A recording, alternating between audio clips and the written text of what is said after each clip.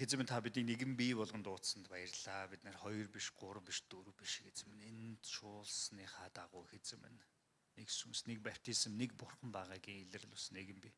Тийм учраас хэзээ бид нэр бие биенийхээ төлөө залбирч. Магадгүй миний ажил сууж байгаа биеийг би сайн танихгүй байж болно. Гэхдээ хэзээ та итгэл дотор нам бидний нэгэн бие болгон дуудс. Би цаг гарган санаа тавин таны нэгүслийг, хүч чадлыг хөршийнхөө төлөө асууж байна хэзээ. Та ерөн сахаач хэзээ. Хэрэгцээн дээр нь та хүрээч. Өвдөж шаналж байгаа бол та эдгэрлийн мотраа та сунгаач хэзээ байна. Хэзээ та дутуу байгаа бол та сануулж өгч тайвшруулаач. Гүйцээж хангаж өгөөч хэзээ байна. Эзэн итгэлээс их амаргүй байгаа бол нийгмийн талбар дээр хүмүүст итгэх хүмүүсийг уучлах хайрлах амаргүй байгаа бол хэзээ байна та өршөөлөө үзүүлээч гэж би асууж байна хэзээ. Тэгээ бид нэр итгэлийн энэ аян дундор хамтдаа явж байгаа идэрл болсон залбирлын дэмжлэгийг бие биендээ сунгаж энэ хүү залбирлыг таны хүч чадалтай нэрээр гуйлаа. Амен. Амен. Амен. Тэгээ бид нар хамтдаа шүү гэж зүгээр хамтдаа бид нар нэгэн бие юмаа гэд бие биендээ хэлээд хөө. Нэгэн бие шүү гэд. Тэгээ өөр хаач байдаггүй энэ онцгой өрөөлийг их эзэн биднэрт өгсөн байгаа. Бид нар зүгээр нэг юм шашинлаг зүйлд ирээд нэг бурхандаа залбирчаад явж байгаа биш. Энэ бол их эзэн биднийг дуудсан онцгой дуудлага нэгэн бие. Тэгээд бидний дунд ойр дэрээгүй хүмүүсийн үйл нэг даллаач. Бас ойр дэрээгүй хүмүүс байх шиг. Би бас 2 3 7 хоног ирээг болохоор далж байгаа шүү заяа. Тэрнгээр зөнтэй байна те. За тийм ээ амар шудрагтай. Би бас ирээгүй гэд зүгээр цуглаанд ирээгүй гэж ингээд бүртгэж аваагүй. За бид анх удаа ирсэн хүмүүс байна. Анх удаа манай чуулганд бас байгаа хүн байвал таны хүлээж авъя. За хараахан байхгүй байна. За тэгтээ зүгээр тэгээ ойр ирээгүй хүмүүсээ тавтаа морилоорой. Агуу захирам чуулган штэ те. Тэгээ 10 цагаас бид нар цуглаж байгаа. Цагтаа ирцгээгээрээ манайхаа тэгээд тогтмол цуглаанд ирдэг чуулганы итгэгч нартай бас баярлалаа. Намайг уугна гэдэг чуулганы ахлагчтай нэг байгаа. Би бас ойрд бас ирээгүй. Гэтэ чуулган цуглаанд ирсэн ч их гоё байна. За тэгээд цөмбөрөө хамтдаа эзний үгнээс сонсох цагтаа орцгоо. Өнөөдөр их онцгой цуглаан байгаа. Баатра пастор маань групп чатан дээр бас хэлсэн байгаа. Бид нар сургаалаа сонсоод өнөөдөр бас их онцгой сургаал хийж байгаа. Баатра пастор юмаа та бэлжиж болно. Сургаалаа нэг бараг 2 сар бүтэн сарын цуврал сургаал өнөөдөр эхэлж байна. Окей. Эхнийх нь. Хоёр дахь нь болохоор цуглааны сургаалын дараа биднэрт бас 25 оны агуу цэм чуулган маань юу харж байна, эзэн дотор юу найдаж байна, юу хийхийг хүсэж байна. Тэр бас төлөвлөгөөг биднэрт танилцуулах болно. Тэгэхээр онцгой байгаа зү тийм үү? Тэгэхээр ингээд яг цуглаандаа зүгээр л ингээд нэг явдаг биш. Бидний өмнө юу байгаа, тий? Юу хаашаа зорж байгааг та сонсох цаг байна. Тэгэхээр цуглааны дараа бас та үргэлжлүүлэн үлдээд энэ зааландаа үлдээд сонсороо гэж хүсэж байна. 24 оны бидний бас санхүүгийн тайлан те та нарыг өсөн өргөл хэдэн төгрөг байгаа юм те юун зарцуулсныг бид нар бас та нарт танилцуулах болно гэд зөндөө олон зүйлийг бид өнөөдөр бэлдсэн байна. Тэгээд цөмөрө хамтдаа пастор хоёроо залбирч өгье. Өнөөдөр бид нэр Есүс Христийн амьдрал ба үйлчлэл гэсэн онцгой сургаалыг эхэлж байгаа. Тэгээд дахин амьсны баяртай 4 сарын 20-нд болох болно энэ жил. Энэ өдрийн хүртэл бид энэ сургаал маань үргэлжлэн явагдах болно. Тэгэхээр их онцгой цуврал сургаал дахиад эхэлж байна. Хажуудаа хэлээрээ цуврал сургаалаа гэд. Олон англи киноны нэгийг ингээд үзээг болохоор ойлгодгүй шүү дээ, тэ. Тэгэхээр цуврал шүү заяа. За тэгээд зөвхөн хамтаа Баатра пастор хадлаа залбирцгаая. Хэзмэн бид нэр гараа сунгаад өнөөдөр таны үгийг хүргэх биднэрт номлох Баатра пастрын хадлаа залбирч байна. Та түгээр дамжуулан өөрийн сүнсээрээ тэр бидний ятгах үгийг хэлээч гэж гуйж.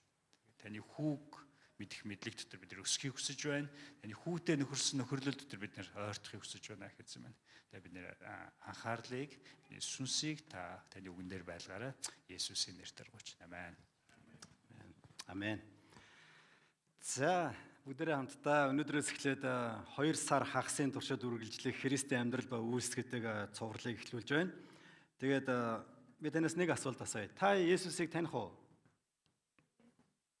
Есүс ямар царайтай вэ? Есүс ямар зан чанартай вэ? Есүс юу ярьж заасан бэ? Есүс ямар амьдралаар амьдарсан бэ? Тэр ямар үлгэр жишээг бидэд харуулсан бэ? Та Есүсийг таних уу? Та Есүсийг мэдэх үү? Хүмүүс танаас Есүс гэж хинбэ гэд асуувал та юу гэж хариулах вэ? Та юу гэж хариулах вэ? Тэгэхээр бид Есүст итгэдэг, амен. Бид Есүсийг бас мэддэг.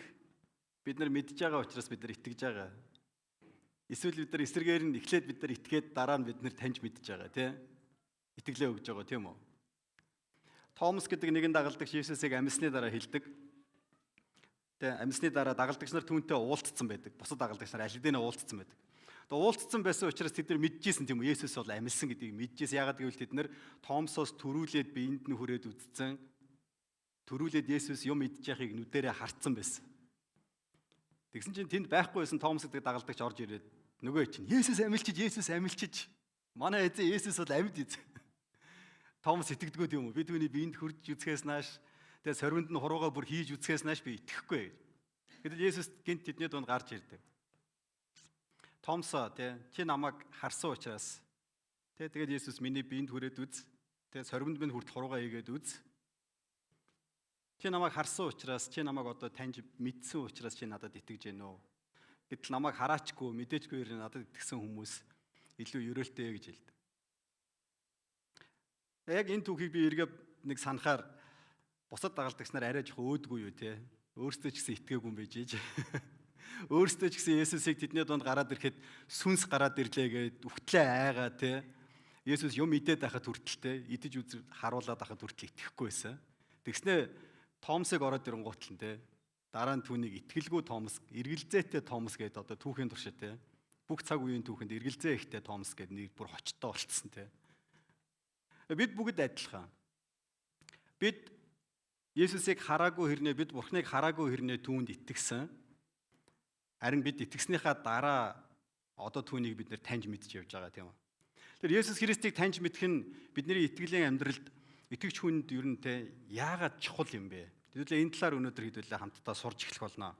За тэгээд Христийн амьдрал ба үйлс гэдэгтэй яг энэ цовруул сургаалын хамгийн эхний буюу те оршил хэсгийг бүгдээр өнөөдөр хамтдаа эхлүүлцгээе. Хамт бүгдээрээ Иохан номын 17-гийн 3-ыг чангаар уншъя. Окей. За 1 2-ын 3. Цорын ганц үнэн Бурхан таныг болон таны илгээсэн Есүс Христийг мэдэх нь мөнхийн ам мөн гэж. Амен. Бурхныг таньж мэдэж, Есүс Христийг таньж мэдэж түүнд итгэх нь биднэрт мөнх амьдралыг өгдөг. Иохан 3:16 дээр бас хэлдэг тийм үү те. Түүнд итгэх чинь мөнхөхгүй мөнх амьтаа болно гэж. Тэгэхээр Есүс бол тэр Бурхан эзэн юм. Амен. Есүс бол зам үнэн ам. Тэр бол амийн талах, тэр бол амийн ундраг ус. Тэр 100% Бурхан, тэр 100% бас хүн байсан энэ дэлхий дээр. Есүс одоо Бурханы эцгийнхаа баруун гарын хүндэс судал залран байгаа гэдэг Ром номын 8 дугаар бүлэг дээр тодорхой хэлсэн ба. Тэр бидний төлөө зуушлан залбирдаг, тэр биднэр санаа тавьдаг, тэр биднийг халамжилдаг. Есүс бол Имануэль буюу тэр өөрийн ариун сүнсээр дамжуулан яг одоо биднэрт хамт байдаг эзэн. Есүс загалмай дээр бидний төлөө амь бие өгсөн. Гэхдээ тэр үхлийг ялан дийлж амьдсан эзэн. Тэр одоо амьд эзэн. Бид хиймэл шүтэн, бид шашин биш. Бид хиймэл шүтэнд итгэдэг биш, харин бид нар амьд Бурхны хүү Есүст итгэдэг. Амен. Бид Есүст итгэдэг. Түүнд итгэл биднэрт мөнхийн амьдралыг өгд юм аа. Есүс тэр бол Бурхан эзэн. Тэр энэ дэлхий дээр хүн болж ирсэн, энэ дэлхий дээр хүн болж амьдарсан. Тэр хүний хувьд бас яг нөө үхлийг амссан байгаа. Бидний төлөө өөрийнхөө бүрэн зориулсан эзэн. Өнөөдөр бүгдээрээ Есүс Бурхан гэдгийг илүү их бид нар ярих болно. Оршил хэсэг дээр. Харин эх 7 хоногоос бид нар Есүсийн энэ дэлхийд ирсэн тэр учир шалтгаан, Есүс хүн болж төрсөн те. Яг тэр талаар бид нар үзэхдээ Есүс бол хүн байсан юм а гэдгийг бид нар эх 7 хоногт илүү их харна. Харин өнөөдөр бол бүгдээрээ хамтдаа ярих нь.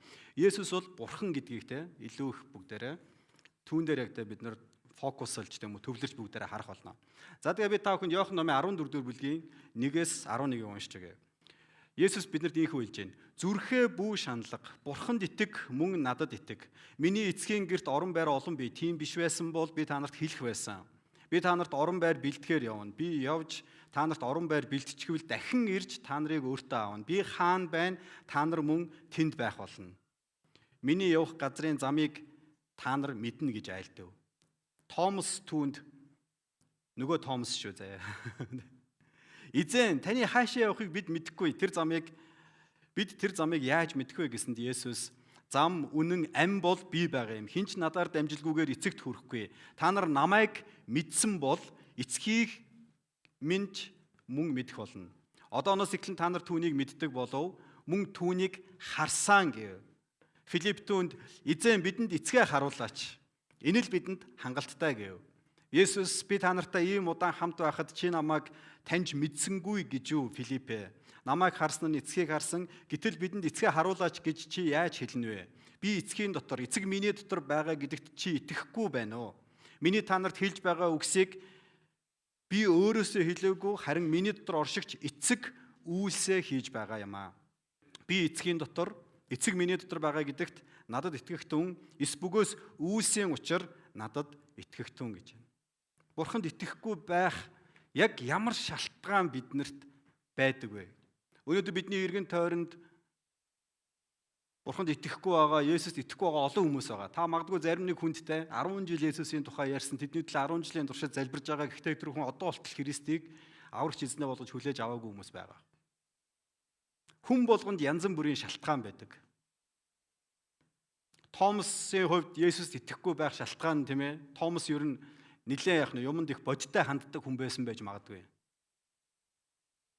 Зарим хүмүүс илүү их сэтгэлийн хөдөлгөөнтэй, сэтгэл хөдлөлтөд илүү ихтэй захирагддаг хүмүүс байдаг. Тэр хүмүүсийн хувьд ямар нэг юм хэлэхэд үнэн худлыг нь огт шалгахгүйгээр өө тийм үү гэж итгэж явцдаг тийм. Ямар гоё юм бэ. Гэтэл зарим хүмүүс болохоор тийм ээ баталгаа нотлогоо нэлээд шаарддаг хүмүүс. Тэдэрт мэдээлэл их чухал хүмүүс байдаг тийм үү тийм. Магадгүй Томас тийм хүн байсан юм болов. Тийм учраас би бүрэгтэй хурж барьж үзэн тийм. Бүр баталгаатай, найдвартай юм их гэдэг. Магадгүй тийм байсан байж магадгүй. Хүмүүст янз бүрийн шалтгаан байдаг. Есүст итгэхэд саад болдог. Амьдралын хүнд хэцүү, заримдаа амьдралдаа үхэл хавцал тохиолоод хүнд хэцүү зүйл тохиолдоход Бурхан үнэхээр сайн юм бол, Бурхан үнэхээр над хайртай юм бол яагаад миний амьдралд ийм зүйл тохиолдож байна вэ? Олон шалтгаан байдаг. Бурханд итгэхгүй байх, түүнд эргэлзэх тэр шалтгаан байдаг. Тэгвэл өнөөдөр би танаас асууя. Бид Есүст итгэдэг, амен. Гэхдээ заримдаа биднэрт ч гэсэн эргэлзээ төрдөг тийм үү? Би энэ чуулганы пастораар үйлчилж байгаа. Гэхдээ надад ч гэсэн эргэлзээ төрдөг.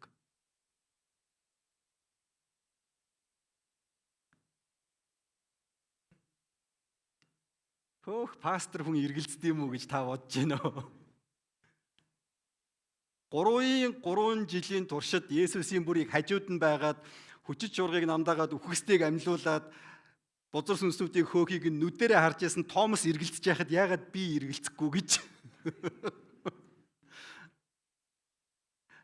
Би ч гэсэн хүн надад заримдаа эргэлзээ төрдөг. Гэхдээ эргэлзэх үед үргэлж яах нь би Бурханд итгэхийг сонгох юм уу? Эсвэл би өөртөө түшгэлхийг сонгох уу гэдэг тэр сонголт үргэлж ирдэг. Эргэлзээ бол ирдэг. Харин энэ хүнд итгэж найдах уу гэдэг сонголтыг харин бид үргэлж яах нь хийх ёстой. Есүс биднэрт хэлж байна тийм үү? Бурханд итэг мөн надад итэг гэж байна. Есүс Иохан номын 14 дугаар бүлэг дээр тийм үү? Яг 13 дугаар бүлэг дээр дагалдагчтайгаа хүлээг угааж байгаа. Оройн зог барьж байгаа. Тэгээд гарч явахынхаа өмнөхөн Гитсмен рүү тийм үү? Баригдаж алуулахынхаа өмнөхөн тийм үү? Түүний хэлж байгаа зүйл юу вэ? Бурханд итэг, надад итэг.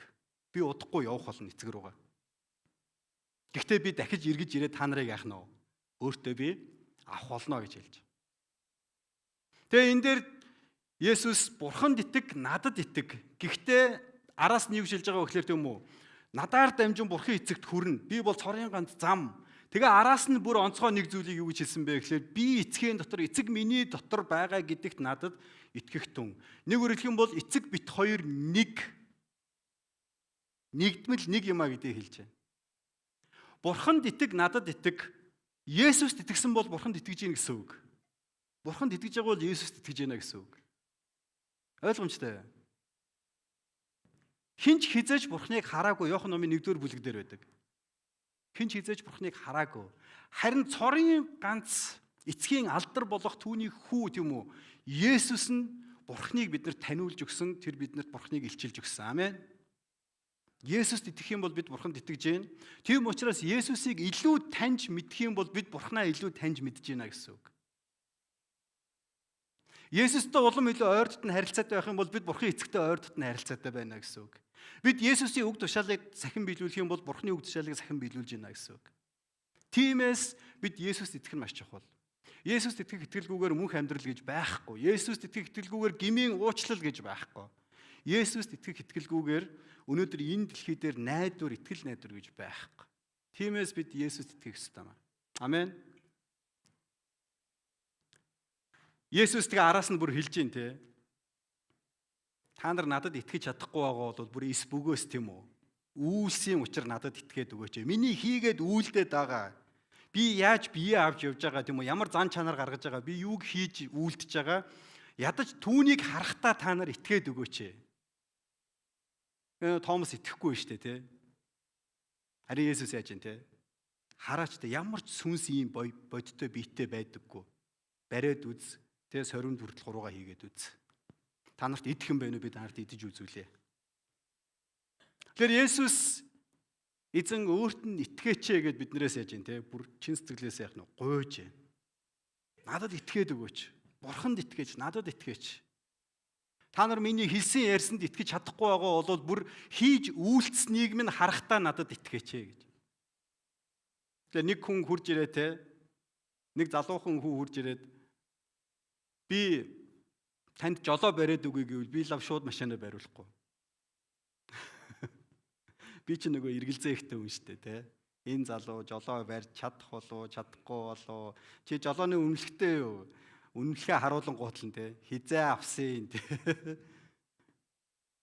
Ямар ч хэлсэн жолооны үнэлэхээ аваад удаагүй бол би лав яасан ч бариулахгүй. Гэтэл тэр залуу жолооч хүний хүүхэд бүр 5-6 настайгаас эхлээд машин барьсан байвал яах вэ?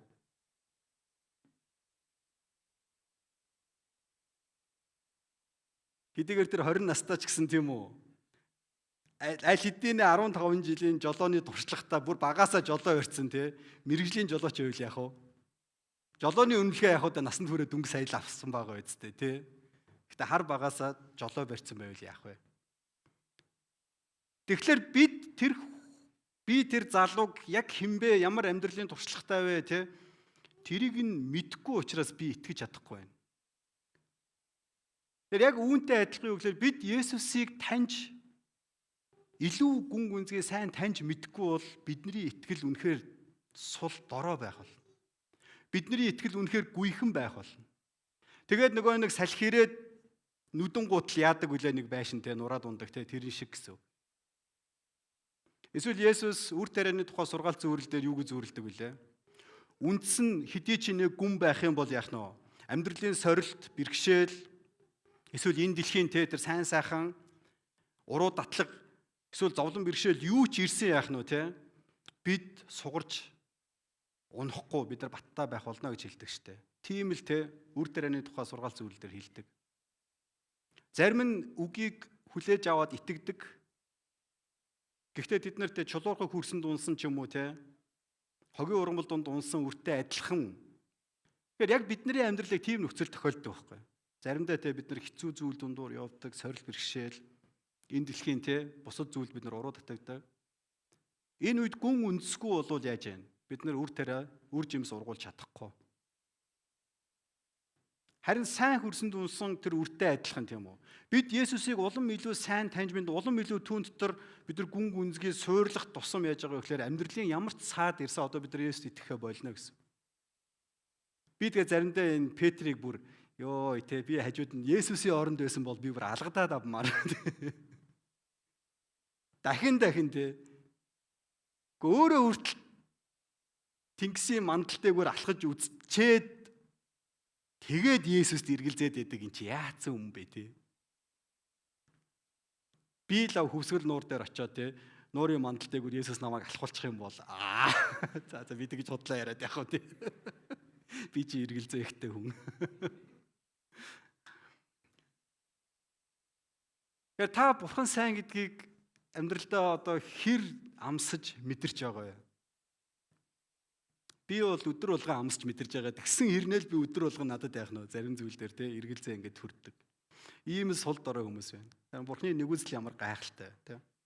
Есүст бурханд тэгвэл баттай итгэх ямар шалтгаан танд байгаа юм? Итгэхгүй байх шалтгаан бидэрт байдаг тийм үү? Тэгвэл баттай итгэсээр байх ямар шалтгаан танд байна вэ?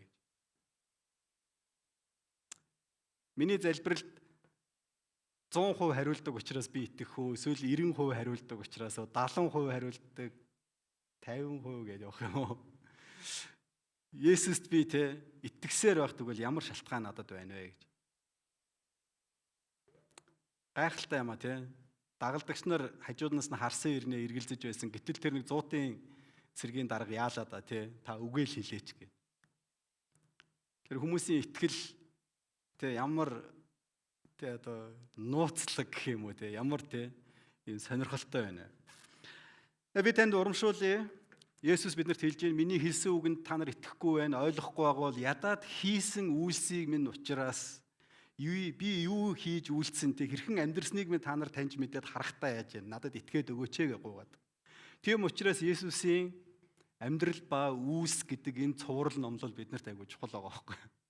Бид энэ номлол цуврал номлоод дамжуулаад Есүс яаж амьдрсан, Есүс юу хийж үйлцсэн, Есүс юу заасан, Есүсийн амьдралдаа бид нар илүү танилцах болно. Түүнийг илүү таньж мэдэх тусам та илүү ихээр түүнд те баттай итгэж те говьшгүй хөдлөшгүй те ийм итгэлтэй боллоороо гэж би та нараа өрөөж байна. Бүгдээрээ нэг том дүр зураг харъя. Есүс Христийн амьдрал. Есүс Христийн амьдралыг бүгдээрээ те энэ сумаар дүрслэе. Есүс хуучин гэрээнд амлагдсан тэр олон амлалтуудын дагуу тэр энэ дэлхийд хүн болж мэндэлсэн.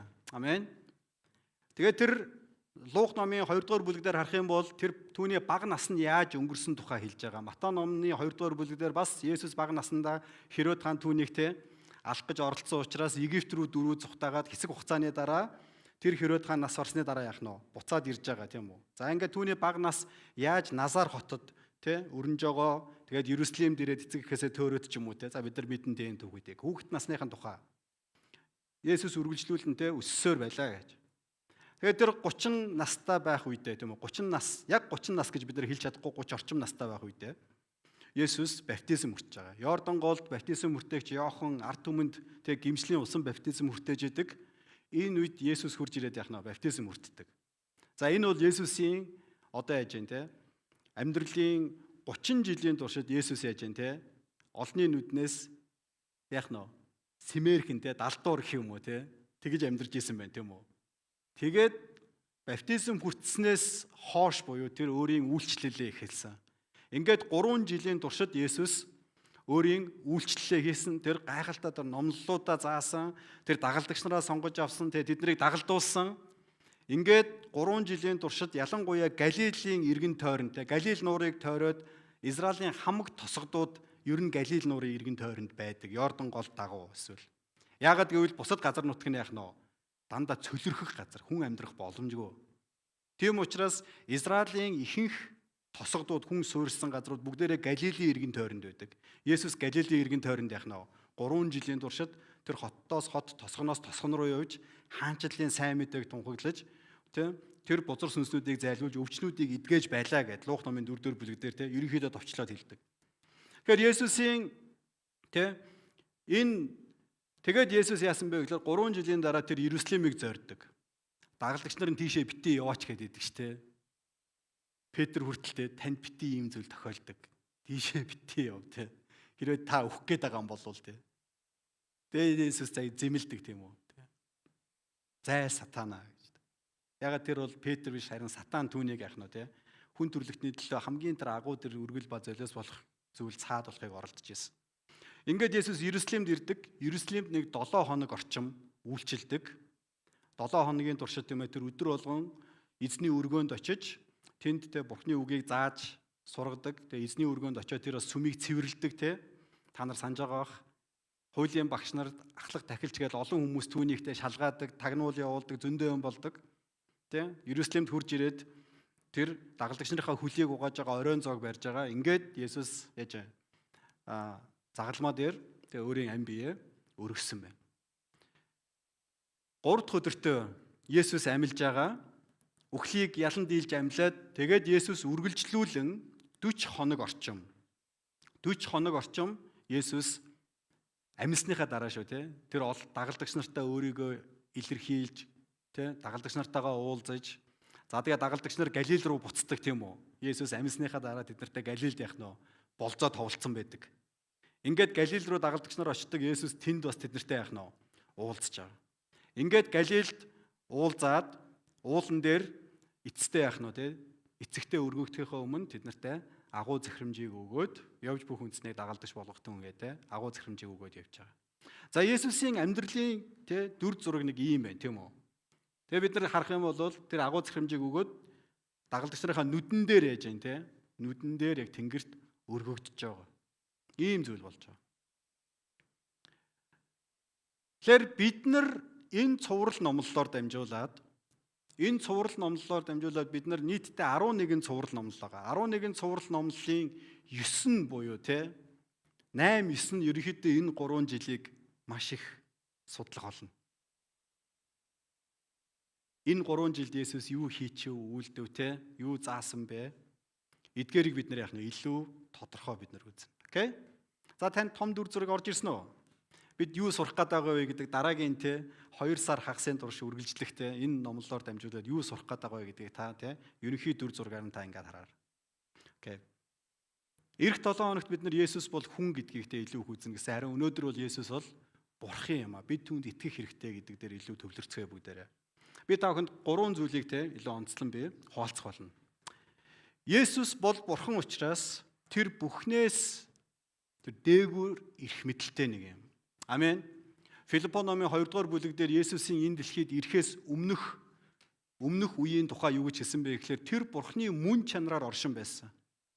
Тэр яг бурхан байсан.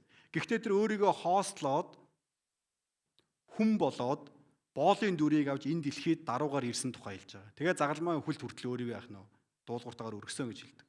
Гэхдээ тэр үхлийг ялан дийлээд буцаагаад тэр бурханлаг мөн чанараа олж аваад яах нь те Тэнгэрлэг газар тийм үү тэр бүх эрх мэдэл түүнийх болсон.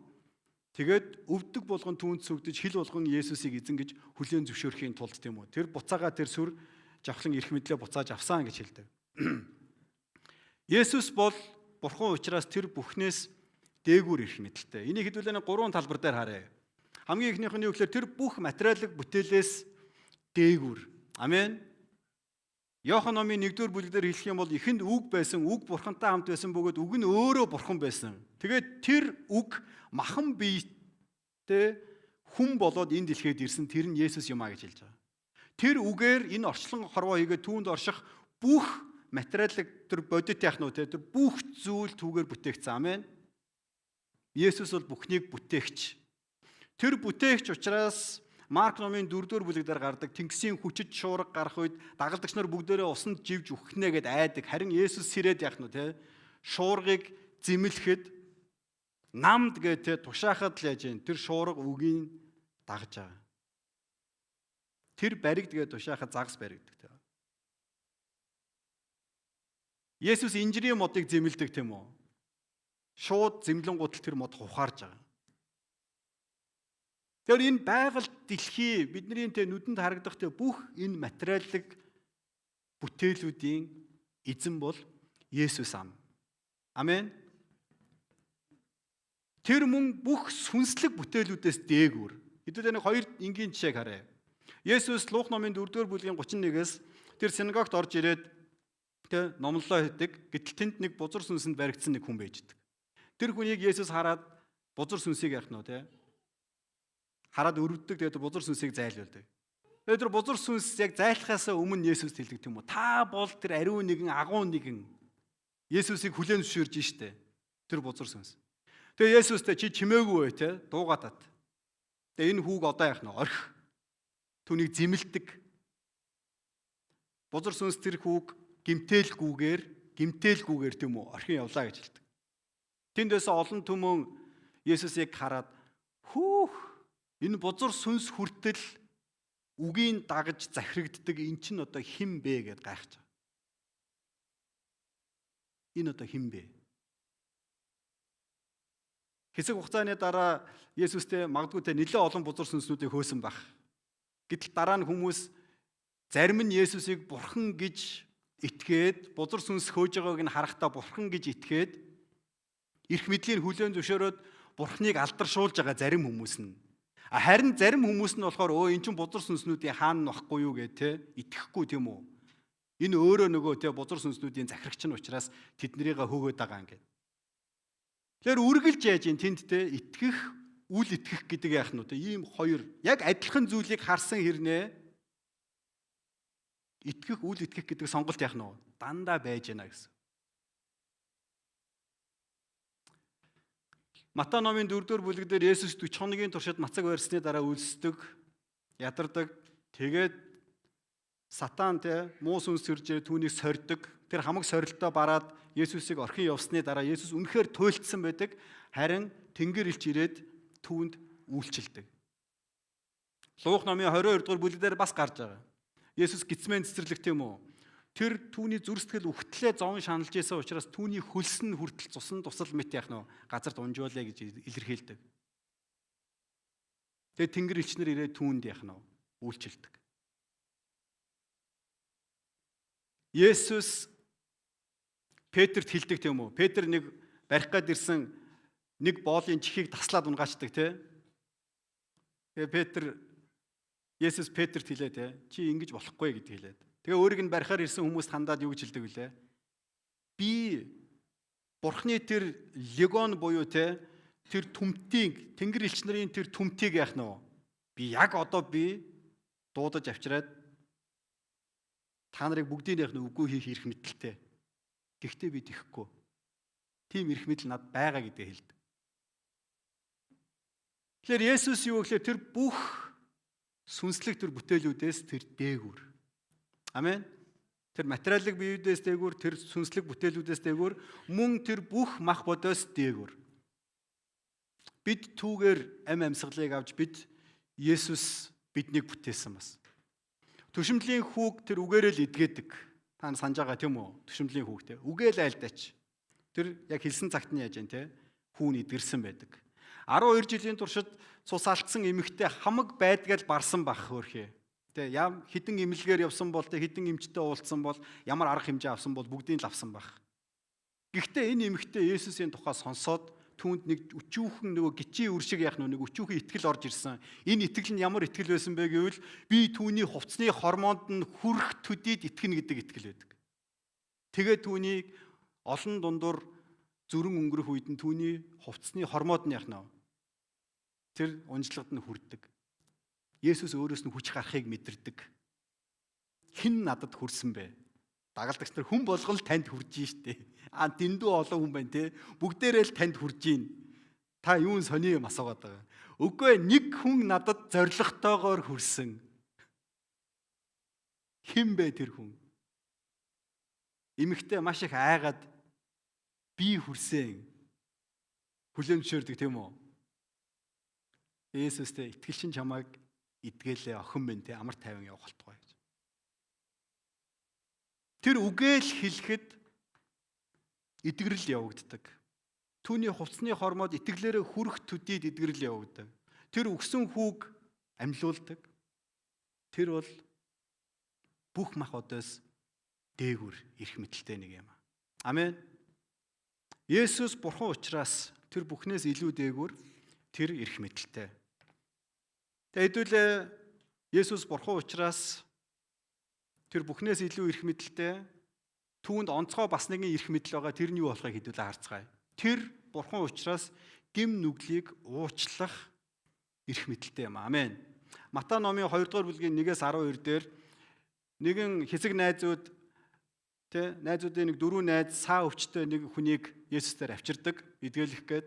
Тэгээд дотогш ороод Есүс рүү эдгэж өгөөч гэгээд гуйх гэсэн чинь гадаа дэндүү олон хүн цугалтсан. Есүсийн байсан тэр байшин руу орох ямар ч боломжгүй байсан. Эдгээр 4 хүн найзаагаа аваад дээврээс дээвэр дэмжиж ирээд Есүсийн сууж байсан тэр байшингийн яг дээр хурж ирээд дээврээс нь түүнийг яах гэж байна. Түүний урд буулгаж ирдэг. Есүс тэдний итгэлийг хараад юу гэж хэлсэн бэлээ?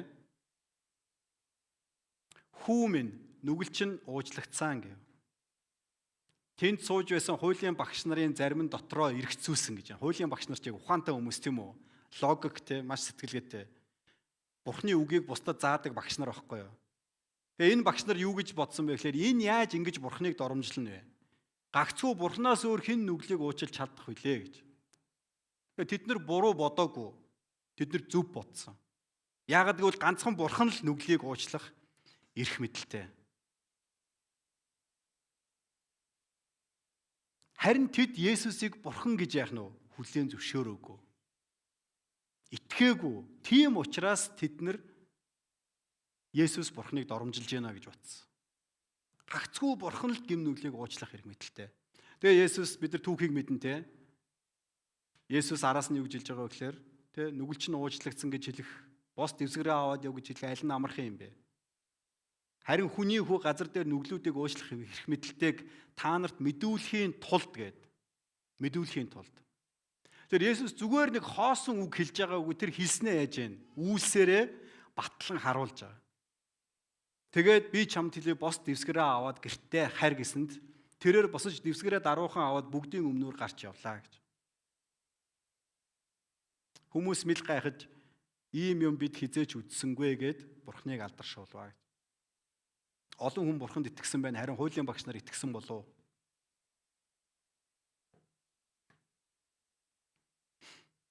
Есүс гим нүглийг уучлах эрх мэдэлтэй тэр бол Бурхан эзэн. Амен. Тийм учраас 1-р Иохан 1:9-дэр хэлдэг. Хэрв бид нүглээ хүлээн зөвшөөрвөл тэрээр итгэмжит зөвхт бөгөөд бидний бүх гим нүглийг уучлаад алив зүү бусаас биднийг цэвэрлэнэ гэж хэлдэг. Амен. Та гим нүглээ Бурхны өмнө хүлээн зөвшөөрдөг үү? Та гим нүглээ Есүсийн өмнө гимшдэг үү?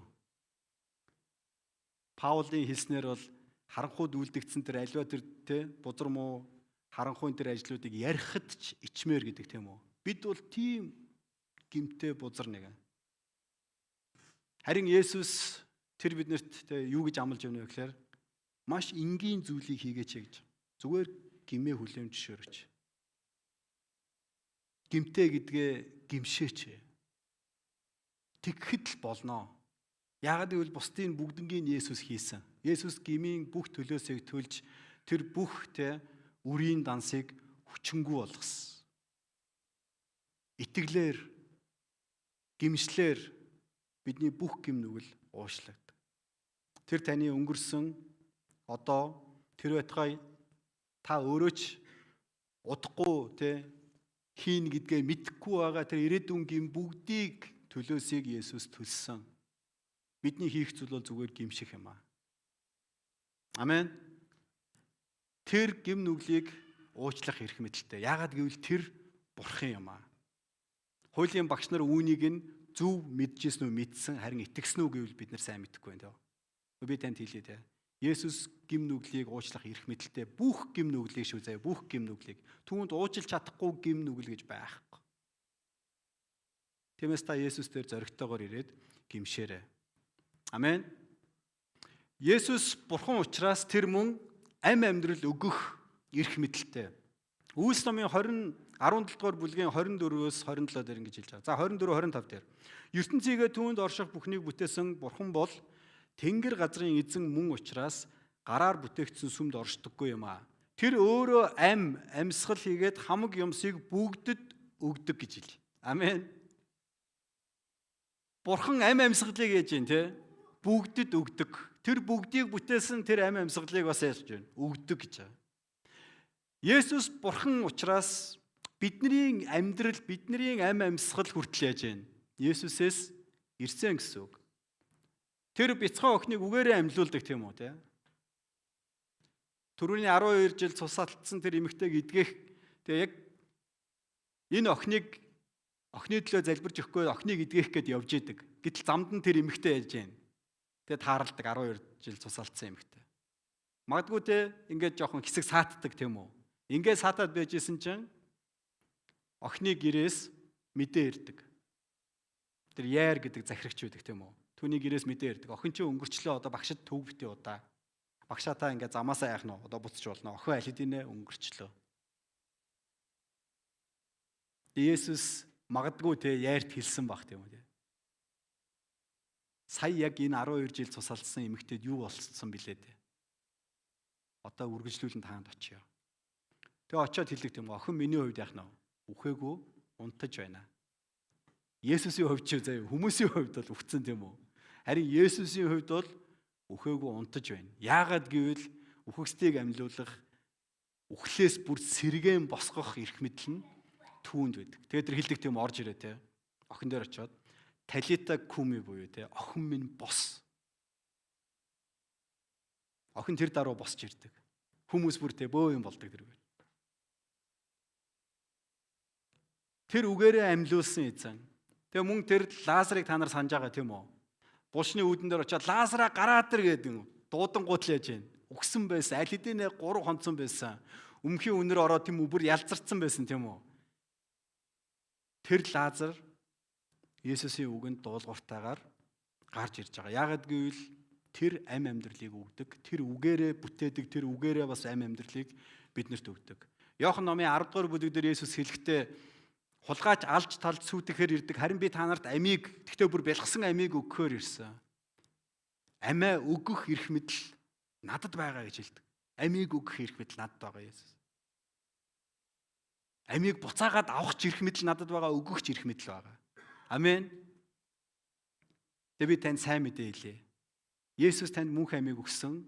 Тэр юу гэж амласан бэ гэхээр тэр буцааж авахгүй гэж хэлсэн. Авах эрх мэдэл түүнд байгаа, гэхдээ Есүс буцааж авахгүй гэж хэлсэн.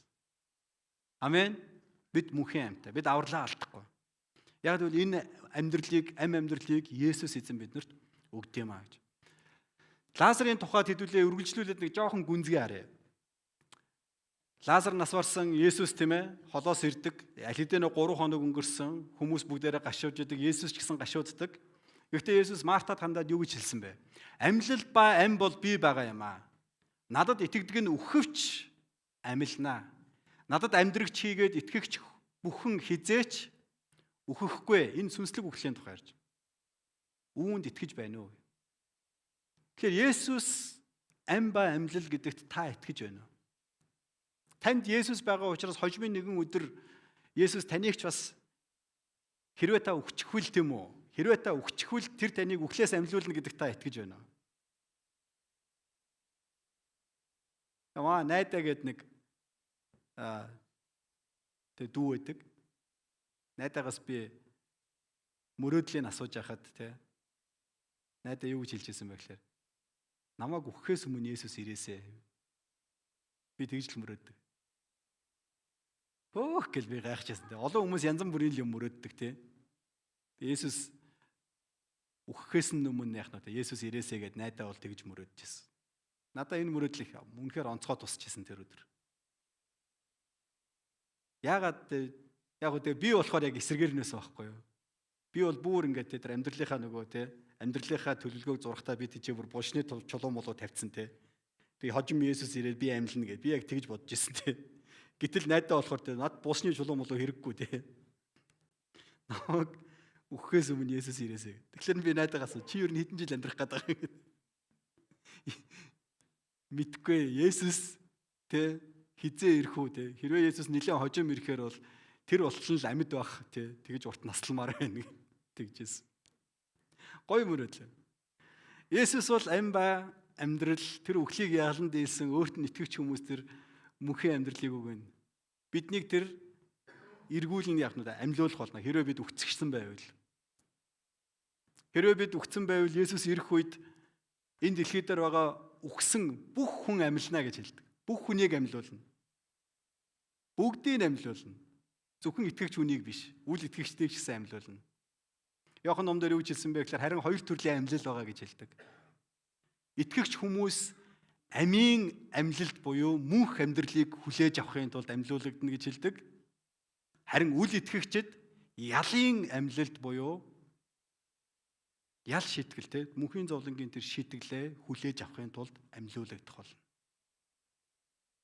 Аимшигтай байна уу? Тэгээ та бурхан талархаараа. Та амийн амьлалд орох тийм үү? Та амьлуулагдахдаа мөнхийн амьдралыг хүлээж авахын тулд Есүстэй үрд мөгөд хамт байхын тулд та амьлуулагдах болно. Яг гэвэл та Есүст итгэдэг. Би Есүст итгэдэг.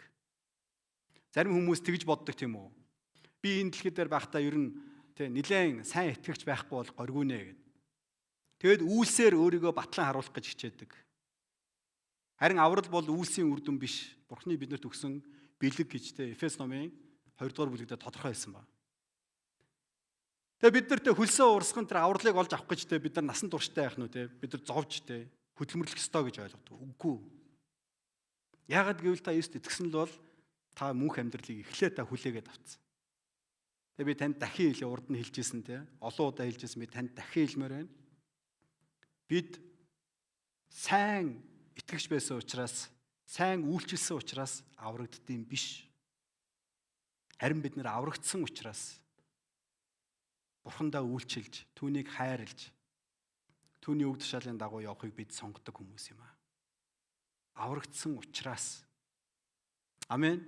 Том ялгаа шүү, Нэг нь авралыг олж авахын тулд хөдөлмөрлөх, нөгөөх нь аврагдсан учраас Бурханд үйлчлэх. Энэ хоёрын том ялгаа бай. Есүс бол амь амьдрал өгөх эрх мэдэлтэй. Тэгээ Есүс энэ дээр юу гэж хэлсэн бэ гэхээр эцэг рүүгээ хандан залбирч байгаа тийм үү? Тэр булшны хадыг зайлуулад. Та намайг үргэлж сонсдгийг би мэдсэн.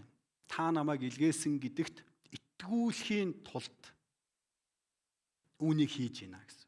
Итгүүлэхийн тулд Есүст итгээд өгөөч. Тэр бол амба амьлал гэдэгт итгээд өгөөч.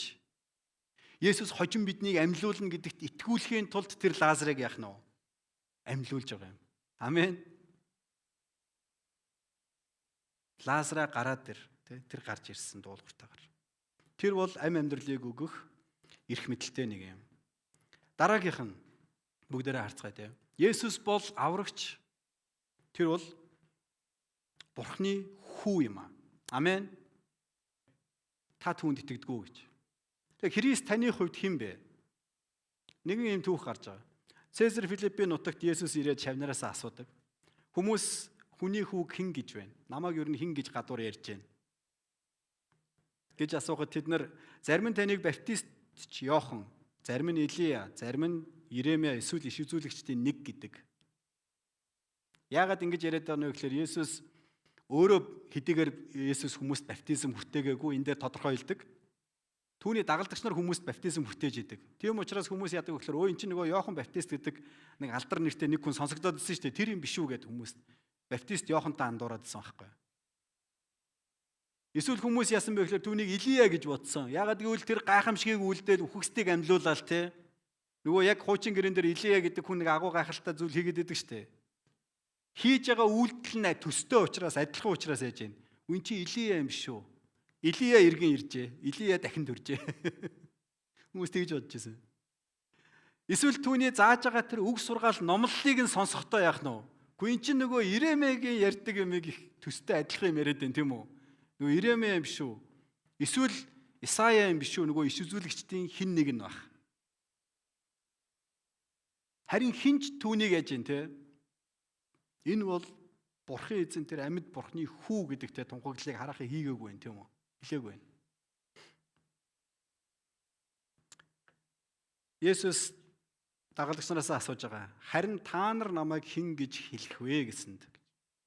Тэгэхээр агуу захирам чуулганы аханд үсэ. Есүс таны хувьд яг хэн бэ?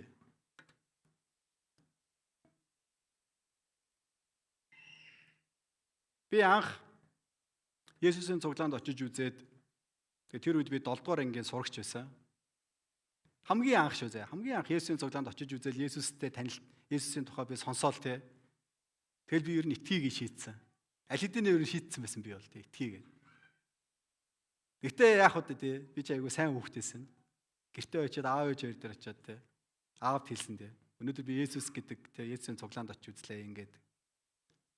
За аав надаа юу гэж хэлсэн гэж? Миний хүү цуглаанд нь явж болноо олно гэсэн. Би зөндөө баярлсан. Яагаад гэвэл уурлаад те. Хэвээ харийн шишин машин гэдэг намайг загних байх гэж бодсон. Тэгсэн чинь аав надад юу гэж хэлсэн вэ гэхээр миний хүү Есүсийн цуглаанд явж болно болно. Есүсийн цуглаанд явбал те ийм те Сайн ийм хүн болно. Есүс айгүй чухал дэ үг сургаал заасан. Гэхдээ чи итгэж болохгүй гэж надад хэлсэн. Би яг энэ үгийг бүр огт мартдаггүй. Угаасаа аавтайгаа Есүсийн тухай ярьж байгаа хамгийн анхны яриа. Тэгээ надад айгүй тод байдаг те. Яагаад? Аав надад зөндөөл юм ярьсан те. Тэгээ аав маш олон жилийн дараа өөрөө Есүст итгэсэн. Цуглаанд явж олон те. Тэндээ сайн сайхан зүйл сураараа гэж хэлжсэн те. Гэхдээ итгэж болохгүй гэж хэлжсэн хүн те. Тэгээ эзэнд их талархдаг те. Ямар нэгүслэр эзэн намайг өөр дээрээ авчирч те түүнд итгүүлсэн бэ. Ямар нэгүслэр эзэн манай аав ээжийг те өөртөө итгүүлсэн бэ. Ямар нэгүслэр хүн мэн одоо бас Есүст итгэж байна вэ. Үнэхээр л яг Давидын те дуулал 9-дэр хэлдэг шигтэй хүн гихч яг хэн болоод гэдэг шигтэй би гэж яг хэн болоо та надад ямар их нэгүүлсэнгүй хандна вэ эзэн минь. Үнэхээр талархлаар дүүрэн байдаг. Тэгэхээр Есүс таны хувьд хэн бэ? Магадгүй тухайн үед те аавын минь ойлголт болохоор Есүс гадаадын шишээн те гэхдээ яг Есүс үг сургаал айгу мундагч гэдэг юм уу те зан чанартай хүн магадгүй те гимтэй хортоо зуршлаасаа сална иймэрхүү ойлголттой байж манай аав. Харин бурхан амьд бурхны хүү гэдгийг хараахан хүлээн зөвшөөрөхгүй байх тийм үү? Зөвшөөртлөө зөндөө утсан. Надад ч гэсэн Есүсийн тухай анх сонсоо те вау те айгүй олон зүйл те гайхалтай сонсогдчихсэн. Гэхдээ зарим зүйлүүд нь итгэмээргүй байсан тийм. Ядангуяа би чи 2-2 эмч хүний хүүхэд шүү те. Эдгэрэл үхлээс амьлах те гэх мэт те эдгээр зүйлсүүд бол те итгэхэд бол бас амаргүй л байсан. Би танаас Есүс таны хувьд хэн юм бэ? Есүс архинаас гаргадаг нэг юм уу? Есүс зүгээр зан чанар ёс суртахууны сайн багш юм уу? Есүс гуйхлаар залбиралд хариулж өгдөг бэрд юм уу? Есүс таны хүслийг биелүүлэгч юм уу? Есүс яг хэн бэ? Нөгөө фарисеучуд хуулийн багш нар хэлээд хэлдэг штэ. Сайн багшаа. Есүс бүр те. Та нар намайг бүр сайн багш гэж хүлээн зөвшөөрж гинөө те. Таны үг сургаалууд бүр агуу гэдэг. Ваа. Тэгтээ тэд нар итгээгүй тийм үү? Есүс таны хувьд хэн бэ? Тэр эмч үү? Эдгээгч үү? Та Есүсийг яг хэн гэдгээр нь илүү их таньж мэдэрч байна вэ? Израильчууд тэгээ тухайн үедээсэн юудэчүүд Есүсийг яах нь янз бүрээр бодож ин тэ хүлээж авч яасан байна. Харин та түүнийг яг хэн гэж итгэж хүлээж авсан бэ? Симон Петр түүнд та бол Христ амьд бурхны хүү мөн гэж хэлсэн. Амен. Есүс үүнд нь юу хэлдэг вэ гэхээр Симоно чи ерөөлтэй. Гэхдээ үүнийг чи өөрөө таньж мэдээд чи өөрөө лаг ухраас яах нь олж мэдээд хэлж байгаа биш шүү. Эцэг чамд яах нь үүнийг илчилсэн байна гэдэг. Амен. Бурхан эцэг Симонд яах нь Есүс бол Христ, Есүс бол амьд бурхны хүү гэдгийг Бурхан эцэг өөрөө түүнд илчилж өгсөн гэж. Тэгэд яг энэ итгэл үнэмшил дээр чуулганыг барьж байгуулна гэж хэлдэг. Симоно чи ерөөлтэй тийм үү? Үүнийг чамд эцэг илчилжээ. Энэ хадан дээр, энэ суурин дээр би өөрийн чуулганыг барьж байгуулна гэсэн. Мэдээж Петр анхны чуулганыг тарьж байгуулахад яах нь гол үүргийг гүйцэтгэсэн хүмүүсийн нэг мөн. Ромын католик шашныхын тийм учраас яадаг вэ гэхээр Петрийг тийм ээ чуулганы үндэс суур гэж үздэг. Тэгээд ариун Петр гээ Петрийг хүртэл дахин шүтээд эхэлсэн. Харин Есүс Симон Петр, Йохан, Яаков гэдэг хэн нэгэн хүний тухай уг нь хэлээгүй тэр ишлэл дээр. Энэ суурин дээр гэдэг нь юу гэхээр Христ, Есүс бол аврагч Христ. Есүс бол амьд бурхны хүү гэдэг энэ итгэл үнэмшил чинь хатан суурь байхгүй юу? Энэ итгэл үнэмшил дээр чуулганыг барьж байгуулна. Амен. Энэ итгэл үнэмшил. Хэрвээ Есүс бол Христ, тэр бол амьд бурхны хүү гэдэг энэ тунхаглал, энэ итгэл үнэмшил байхгүй болвол Христ итгэл гэж байхгүй, чуулган гэж байхгүй, бид нар ч энчээ ингэж суух утга учиргүй болно гэсэн үг. Бид өнөөдөр ням гариг болгон цуглаад Есүс ямар агуу багш вэ гэдэг агуу те ёс суртахууны хичээл бид нар сураад гарч явж болно. Таны те харилцаа өөрчлөгдөж болно. Таны бизнес те залбирсны дагуу өрөөгдөж болно. Гэхдээ Есүс бол Христ амьд бурхны хүү мөн гэдэг энэ итгэл үнэмшил байхгүй бол бид мөнхийн амьгүй штэ. Биднэрт гмийн уучлал байхгүй штэ. Есүсийг сайн багш гэж хүлээн зөвшөөрсөн ирнэ. Түүний хэлсний дагуу хийхгүй үйлдэхгүй бол хоосон гэж. Тиймээс агуу захирам чулааны ахын дүүсээ. Есүс миний хувьд яг хин юм бэ? Би яг яагаад ямар учраас би Есүст итгэдэм бэ гэж. Анх би нөгөө 7 дугаар ангийн сурагч байхдаа Есүст итгээд тэгсэн чи яг манай 21 дээр хороолт байсан. Яг манай тэнд очиж те цуглаан хийж сайн мэдээ тараасан одоо шинэ амьдрал цуглаан болохоор хотын бүр нөгөө захт буюу те хөлийн цэргийн ордонд яг тухайн үед байсан. Одоо гэх шиг ийм их автобус унаа байхгүй л дээ. Яг автобус төрлөөбус байсан гэхдээ тийм илбэг байгаагүй тийм үү. Тийм л үе байсан. 1994 оны тухай ярьж байгаа шүү би. 94 он. Тэгээд би бүр хаа байсан тэндээс те гараад явсаар агаад хөлийн цэргийн ордонд те хотын нөгөө захт ирнэ гэдэг чинь бас амаргүй л байлаа шүү дээ тэр үед. Нэг төрлөө бусан суучин нөгөөтг нь те баг 2 цаг явж ирээд байгаа юм яа. Замдаа хідэн ч удаа нөгөө юм сална те ингээл бөө юм болно. Гэхдээ би цуглаанд ирэх дуртай байсан. Яг гэвэл тэнд те би Есүсийн тухай сонирхолтой түүх сонсдог байсан, Есүсийг таньж мэддэг байсан. Тэгээ олон те бусад газар намайг хүлээж авдаггүй те тийм гой сайхнаар тэндтэй хүмүүс намайг хүлээж авч байсан. Ороод ирвэл хүн болгон те Есүсийн хайраар танд хайртай. 94 онд чинь тийм үг сонсно гэдэг чинь ер нь бараг л хэцүү байлаа шүү дээ. Бараг л төрсөн өдөр мөдрөөр л тийм үг сонсохгүй. Чи тэ над хайртай майртай гэдэг тэр үгийг чинь те ингээл цуглаанд ороод байгаа хідэн ч хүн хэлээд байгаа нь те. Есүсийн хайраар би танд хайртай гэж дууд болонгуут нэг ч хүн үлдээхгүйгээр цуглаан 60 хүнтэй жаруулаа над дээр ир дуулж өгдөг байлаа шүү дээ.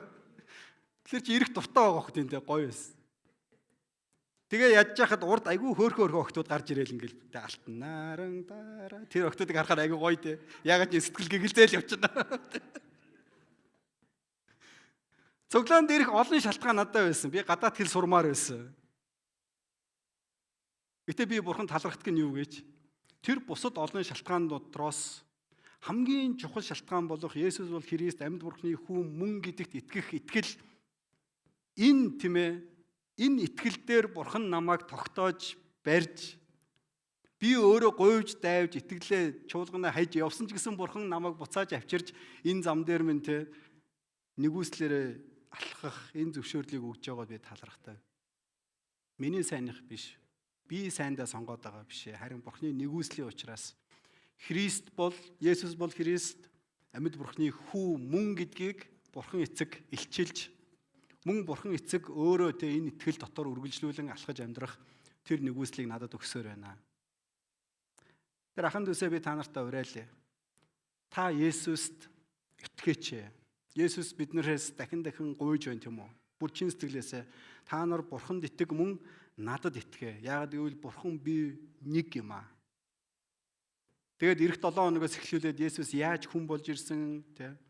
Тэр бурханы хувьд тэр хүний хувьд те ямар амьдрал туулсан бүгдийг бид нар яг эх 7 хоногоос эхлээд нарийн үзэх болно. Харин өнөөдөр би та бүхэнд дүгнээд сануулъя.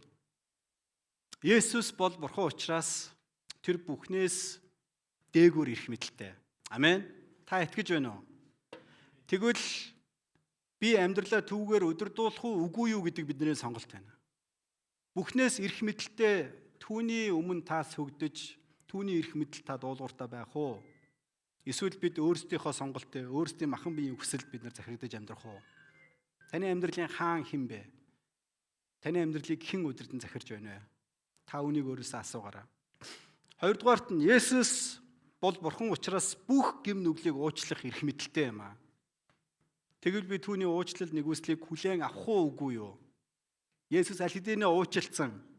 Зүгээр уучлсан уучлалыг нь одоо хүлээж авах уу юу үгүй юу гэдэг сонголт харин танд байна. Авахын тулд та яах ёстой вэ? гимээ хүлээн зөвшөөрөөд гимшгэд л хангалттай гэсэн. Есүс бол Бурхан учраас тэр амь амьдралыг өгөх эрх мэдэлтэй. Тэгвэл би мөнхийн амьтаа гэдэгтээ итгэлтэй байна уугүй юу? 1-р Иохан 5:12 дээр юу гэж хэлсэн гэж? Хинд хүү байна? Түүнд мөнхийн амьдрал байгаа гэдэг. Хинд хүү байхгүй байна? Түүнд мөнх ам байхгүй гэж хэлдэг. Танд хүү байна уу? Амен. Танд хүү байгаа юу? Тэгвэл танд мөнхийн амьдрал байна. Амен. Манай сайхнаа бидэхэд тэ олон айлуудаар явж сайн мэдээ хуваалцдаг байсан. Тэгээ нэгэн айлд маа багийнхаа очоо сайн мэдээ хуваалцаад нэг хүнд тэ сайн мэдээ хуваалцаж ярьж дуусаад тэгээ авралын баталгаа гэдэг. Тэр хүн яг зөв ойлгосон байх үгүй юу гэдгийг нягтладаг байхгүй юу? Тэгээ нягтлахын тулд бид нар хэд хэдэн асуулт асуудیں۔ Тэгээ тэрний нэг асуулт нь болохоор танд тэ хүү байгаа юу гэдэг ийм асуулт. Яг тэгвэл хүү буюу Есүс Христийг та амьдралдаа урьж хүлээгээд тэр хүн яг залбирал хийцэн байхгүй. Хүү байгаа бол та мөнхийн амьтаа гэж хэлэх гэж байгаа байхгүй тий. Хүү байгаа бол танд одоо мөнхийн амьдрал байгаа гэж баталгаажуулж хэлэх гээд байгаа байхгүй. Тэгээ танд хүү байгаа юу гэсэн чи тэр хүн би надад хүү аахгүй гэ уурлаад өөлээд бөө юм бас. Надад хүү заяагаагүй гэдэг. Тэр хүн 3 охинтой байж. Би өнөөдөр танаас бидгүүл асууя. Танд хүү байна уу? Танд Бурхны хүү, амьд Бурхны хүү Есүс танд байна уу? Хэрвээ танд Есүс байгаа бол та мөнхийн амьтаа юм аа. Амен. Та битгий эргэлзээрэй. Амьдрал дээр олон зүйл биднийг эргэлзэхэд хүргэдэг. Тэр өдгөө бүр итгэлээ хаяа гэдэг те ийм зүйл рүү муу сүнс яхнаа биднийг чиглүүлдэг, уруу татдаг. Би танд хэлье. Бид аль хэдийн анцсан дээр гараа тавьсан хүмүүс. Есүс юу гэж хэлсэн гэж те хэрвээ та нар анцсан дээр гараа тавьсан бол арагшаа битгий эргэж хараа гэдэг. Загалмайгаа үүрээд намайг даг гэж хэлж. Амьдралд олон хэцүү зүйл тохиолдно. Загалмай шиг тийм ээ хүнд хэцүү олон зүйлтэй тохиолдно. Та түүнийг үүрээд Есүсийг дагаараа. Есүст итгээрэй. Еврей номын 12 дээр хэлсэн шиг итгэлийн эхлүүлэгч бөгөөд төгсгөгч болох Есүс рүү хараагаа чиглүүлээрэй. Амен. Есүс энэ итгэлийг таны дотор Есүс асааж өгсөн. Энэ итгэлийг Есүс өөрөө тордож, ургуулж, арчилж, тийм ээ, улам батжуулаад эцсийн өдөрт яах нь Есүс энэ итгэлийг бүрэн гүйцэд болгож өгөх нь Есүс эзэн юм аа. Тиймээс Есүс рүү бүгдээрээ хараагаа чиглүүлцгээе. Амен. Яг энэ цаг мөчид би таныг Урайлын Магдалины баг гарч ирээ. Та хэсэг хугацаанд үнэхээр та нүдэ найд эзний өмнө ирээд Есүс яг таны хувьд хэн бэ гэдэг энэ асуултыг та нухацтайгаар өөрөөсөө асуугаарай. Тэгээ та яг Есүстэй хувьчлан залбирах, түүнд талархах тэр цагийг гаргаач. Би яг энэ дүгнэлтэн дээр байгаа 3 зүйлийг танд уриалмаар байна. Есүс бол Бурхан учраас бүхнээс дээгүүр ирэх мэдлэлтэй. Та амьдралаа түүгээр өдөрдүүлэн захируулах. Есүс миний амьдралын хаан эзэн байгаа ч гэдэг шийдвэрийг гаргаач.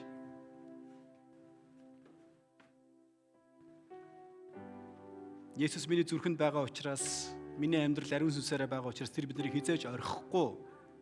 Харин өдөр болгон амьдралаа түүгээр өдөрдүүлэх үгүй юу гэдэг нь бидний шийдвэр сонголт юм аа.